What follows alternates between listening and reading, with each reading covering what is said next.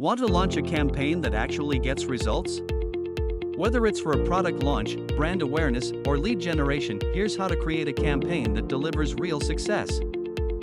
Every successful campaign starts with a clear goal. Are you aiming for more sales, traffic, leads, or engagement? Be specific, not just get more customers but generate 500 leads in 30 days. Who are you speaking to?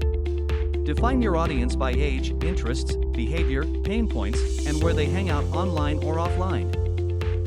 Your message is the heart of the campaign. It should speak to the audience's needs and clearly tell them why they should care. Pick the platforms where your audience spends time, whether that's Facebook, Instagram, Google Ads, YouTube, or email. Decide how much you're willing to invest and how long the campaign will run. Align your budget with your goals. Your content, images, videos, copy needs to grab attention and drive action. Make sure your CTA, call to action, is crystal clear. Don't just launch and leave. Use analytics to track performance. What's working? What's not? Tweak your campaign to improve results. Remember, a successful campaign isn't luck, it's strategy, creativity, and data working together. Like this video? Subscribe for more marketing tips. And drop a comment if you've ever run a campaign.